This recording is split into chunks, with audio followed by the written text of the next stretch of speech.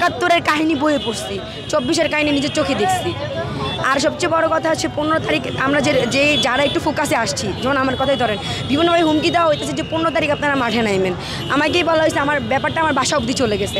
আমি বাসার ভিতরে ঢুকতেছি, ওই টাইমে রানিং বাইকে বলতেছে তো যদি সাহস থাকে তুই 15 তারিখ রাস্তায় নামিস। আমার যদি এই নিউজগুলো সেই ভাইয়ারা বা বোনেরা দেখে থাকেন, আমি বলবো আমি এমন মেয়ে না যে আপনাদের ভয় করে বসে থাকবো। এমন মেয়ে হইলে আমি শেখ হাসিনার দেশে থাকা অবস্থায় শেখ হাসিনাকে অপমান করছিলাম, ওনাকে পদত্যাগ করার জন্য বলছি অনেক কথা। আমি মানে দেশে থাইকাই, উনি যখন দেশে ছিল আমার তখন সবাই বলছে যে তোর জন্য আয়নাগর ফিক্সড, তোর জন্য ঘুমঘর ফিক্সড, তুই মরবে এটা শিওর, সবাই আমাকে এটা বলছে। কিন্তু আমার কথা হচ্ছে যদি আমার মৃত্যু লেখা থাকে আমার হবেই, সেটা ও করুক আর সেটা আমার অন্যভাবে হোক, হবেই। যেমন রিয়া ঘোষকেই দেখেন, ও ছাদের উপরে থেকে মারা গেছে, আন্দোলনে আসেনি, আমি আন্দোলনে ছিলাম, মরছি, ও মারা গেছে, আমি মারা গেছি, যাই নেই। মৃত্যু যার যখন যেভাবে হবে হবেই সেটা। আর আমি বিএনপির উদ্দেশ্যে একটা কথা বলি, আপনারা আন্দোলনের সময় যথেষ্ট সহযোগিতা করছেন আমাদের, আপনারা নামছেন, আপনাদের অবদান অসীম, আপনাদের অবদান অসীম আমাদের এই আন্দোলনে, বিএনপিদের কথা।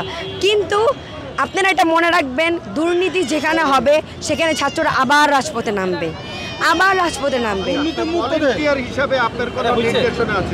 হ্যাঁ অবশ্যই অবশ্যই, হ্যাঁ। না আমি আরেকটা কথা বলি, আরেকটা কথা, সেটা হচ্ছে যে বিএনপিরা আপনারা যেখানে আছেন, বিএনপির কথাই হচ্ছে আওয়ামী লীগ নামাইতে আমাদের 15 দিন লাগছে। আপনারাও দুর্নীতি ছাড়া বাংলাদেশ চালান, আমাদের কোনো সমস্যা নেই। দুর্নীতি আপনারা করবেন, আবার আপনাদের বিরুদ্ধে আমরা রুখে দাঁড়াবো। আমরা কোনো দলীয় কারণে দেশ স্বাধীন করি নাই। আমার নাম তাহারিমা জান্নাত সুরভি, আমার স্কুল হচ্ছে উত্তরা হাই স্কুল, আমার স্কুল না আমার কলেজ, আমি first year Uttara high school and college. আর হচ্ছে আমি 2000 HSC 26 ব্যাচ আমি। আর গেটটা খোলেন, আমরা একটু যাই, চারিদিকে গোলাগুলি চলতেছে, অনেক খারাপ অবস্থা। স্টুডেন্ট এসে বলতেছে আমাদের কলেজ, আমরা গিয়ে বলতেছি যে গেটটা খুলে আমরা একটু ভিতরে ঢুকবো। ওরা কী করছে, গেট অফ করে দিচ্ছে, না কোনো রকম স্টুডেন্ট ঢুকতে দিব না। কিন্তু সেম টাইম আমাদের স্টুডেন্ট সামনে গেছে, পুলিশের গুলি শেষ, পুলিশ টিয়ারশেল মাইরা আমাদের কলেজের ভিতরে ঢুকে গেছে। পুলিশ ঢুকলো কীভাবে, লীগের পোলাপাইন ঢুকলো কীভাবে, আমাদের ঢুকতে দিল না আমাদের কলেজ, ওরা ঢুকলো কীভাবে? সে জবাব এই টিচারকে আমরা নেক্সট টাইম কীভাবে প্রিন্সিপালের সামনে। অনেক স্মরণীয় ঘটনা আছে, অনেক একটা বললে আমি শেষ করতে পারবো না। অনেক স্মরণীয় ঘটনা আছে, যেমন আমি নিজের সামনে অনেক মানুষ মরতে দেখছি। আগে শুনতাম, আমি আমাদের 25 বেচ গেছে, 24 বেচ গেছে, একটা বিনোদন পাই নাই। আমরা 26 বেচ, আমরা নবীন বরণ ব্রাহ্মণকে তার কোনো নিশ্চয়তা নেই। আমাদের টিচাররা মানে এখানে স্বৈরাচার যে পুরোটা বাংলাদেশ মুক্ত হয়েছে সেটা আমরা বলতে পারবো না।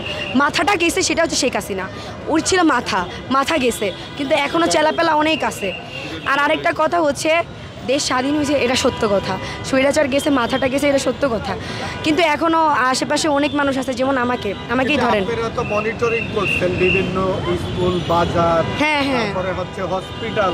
জি, আপনারা এরকম নতুন কোনো মনিটরিং ওই আপনার স্কুলে করছেন? হ্যাঁ, আমার স্কুলে প্রথমে শুরু করছি। আমার স্কুলে সবচেয়ে বড় সমস্যা হচ্ছে ফরিদ রহমান স্যার, যে হচ্ছে আমার প্রিন্সিপাল, আমার ভাইস প্রিন্সিপাল, ওনারাও আমার কিছু টিচার আছে আমার কলেজের, ওনারা পুরাটাই এমনও টিচার আছে জানেন, আমি লিখতেছি, আমি ভালো স্টুডেন্ট, আমার কথা না, মানে আমি তো এখনও কলেজে যাইনি, কারণ ক্লাস শুরু হয়নি। আমাকে আমার বড় আপুরা বলতেছে আপু আমি লিখতেছি কলেজ, মনে করো আমি ভালো স্টুডেন্ট, আমি সবসময় ভালো রেজাল্ট করি, হঠাৎ করে আয়সা আমার খাতাটা নিয়ে গেছে একটা টিচারের নামটা আমি উল্লেখ না করি, টিচার খাতা নিয়ে গেছে। আমি বললাম স্যার আমার দোষটা কি? কোনো দোষ নেই, বসো। আমি বলছি স্যার আমার খাতাটা তো দিবেন। উনি আমার খাতাটা নিয়ে ওনার মেয়েকে দিছে, লেখো তুমি, ওনার মেয়েকে উনি ফার্স্ট করে দিছে। এরকমও দুর্নীতি চলে আমাদের কলেজে, এত খারাপ অবস্থা। ভাবেন, এরা সব আওয়ামী লীগ। আমি বিষয়টা একটু ক্লিয়ার না, মানে আপনার লেখা খাতা সে তার মেয়েকে নিয়ে দিচ্ছে? হ্যাঁ, আমার মানে আরেকটা আমার বড় আপুর। হ্যাঁ, আমার বড় আপু আমাকে বলতেছে যে এমনও হয়েছে আমার লেখা খাতাটা ওনার মেয়েকে দিচ্ছে যে তুমি লিখো, ওনার মেয়েকে ফার্স্ট গার্ল করছে এক ক্লাসই। এরকমও হয়েছে। আমাদের কলেজে প্রচুরভাবে দুর্নীতি চলে, অনেক দুর্নীতি। আমাদের কলেজেও মেধার কোনো দাম নাই, কোনো মেধার দাম নেই।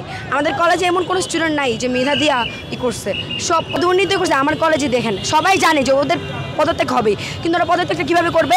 সম্মান নিয়ে কেউ পদত্যাগ করতে চায় না, ওদেরকে ওই যে শেখ হাসিনার মতো চুল ধরে টেনে নামাইতে হয়, বুঝছেন? আমরা ভালো মতো বলছি যে সম্মান নিয়ে আপনি পদত্যাগটা করেন, আপনাকে আমরা মনে রাখবো যে আপনারা আমাদের একটা প্রাক্তনী হন বা এই একটা সময় প্রধান শিক্ষক ছিলেন, সালাম পাবেন। এখন যেভাবে শেখ হাসিনা যদি রাস্তা দিয়ে ওদের মানুষ জুতা পিটা করবে, আপনাকেও সেম করবে না?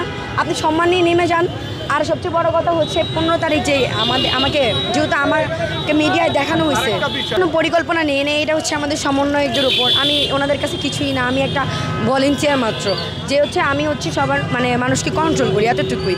আমার ওনারা উপরে থেকে যা বলে আমি সে আদেশ পালন করি, সেটাই। ওনারা যথেষ্ট ভালো লিড দিতেছে।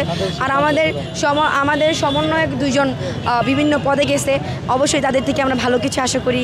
আচ্ছা, আমরা আরেকটা যে বিষয় জানি যে উত্তরাতে সর্বোচ্চ বেশি মানুষ আহত নিহত হয়েছে। জি, আপনার স্কুলে আমাদের কলেজে কি করছে জানেন? শুনেন, আমাদের কলেজে কি করছে, যখন আন্দোলন চলতেছে আমি তো ছিলাম না, আমি ছিলাম শাহবাগ আন্দোলনের পুরাটাই। কিন্তু আমার ফ্রেন্ডরা কল দিয়ে বলতেছে যে কলেজের এই অবস্থা। আমার ফ্রেন্ডরা গেছে, আমার ফ্রেন্ডরা বলতেছে কি যে টিচার এগিয়ে